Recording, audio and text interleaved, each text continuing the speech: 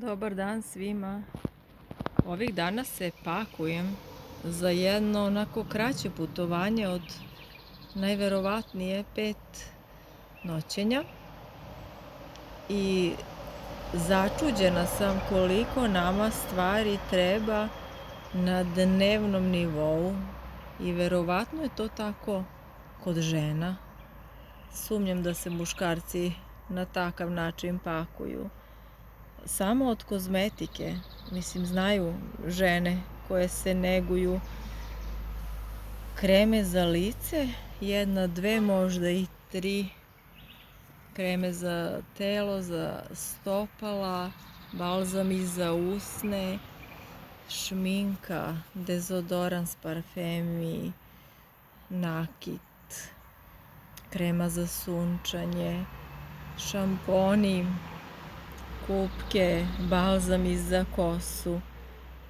Zaista ne znam, neverovatno koliko toga nama dnevno treba radi naše nege našeg tela.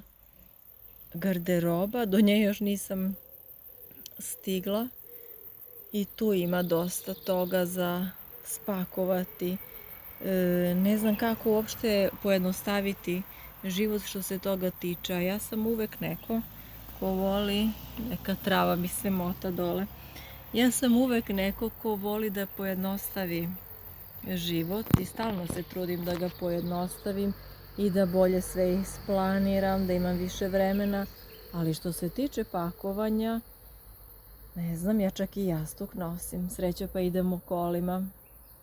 Znam koliko često mi jastuk taj u smeštaju kvari i spavanje i sutradan kako me ujutru boli i ušna školjka i vrat i sve od nekog jastuka koji eto meni ne odgovara. Pa mi je kolima lako eto da stavim i jastuk.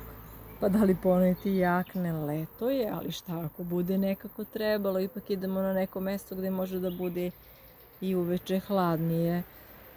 Ne znam, muškarci to nekako lako i lakše trpe i da im je vruće i da im je hladno. Naravno, kakva crna kozmetika. Jedan šampon za sve što se kaže i za auto, peškir. Ja imam silne peškire za ovo, za ono. 4 vrste peškira nosim, peškira i peškirića. Knjiga, punjači razni. Imamo razne telefone. Pa sve to puta 2, pa vodimo i našu matoru Kerušu, pa za nju tek posebna ishrana, nosim čak i vodu za nju. Ne kupovnu, nego ovu koju ona pije kod kuće sa vodovoda, šta ako je tamo ne bude prijalo, a matore, šta ću onda sa njom, za njen stomak. Strašno, zaista, da.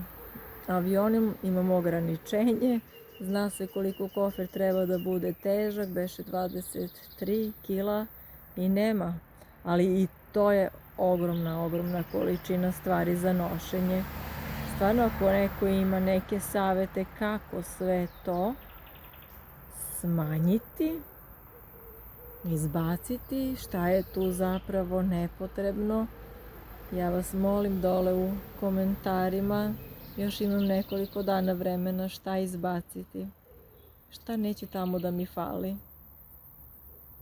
Za manikir, pedikir, svašta zaista, znači zadivljena sam šta ja sve nosim, pa svoj čaj, pa svoj hleb. Tamo najverovatnije nema da se kupi taj hleb koji ja jedem. Čudo jedno, pa nije mi lako sa ovakvom zdravijom ishranom sedati u restorane. Može, naravno, uvek nešto može da se nađe za pojesti, ali nije lako kao neko ko jede sve i ko ne vodi računa o tome šta jede. Tako da, voljela bih da sve to nekako skratim, smanjim, sabijem, olakšam. Ne znam kako. Dajte ideje.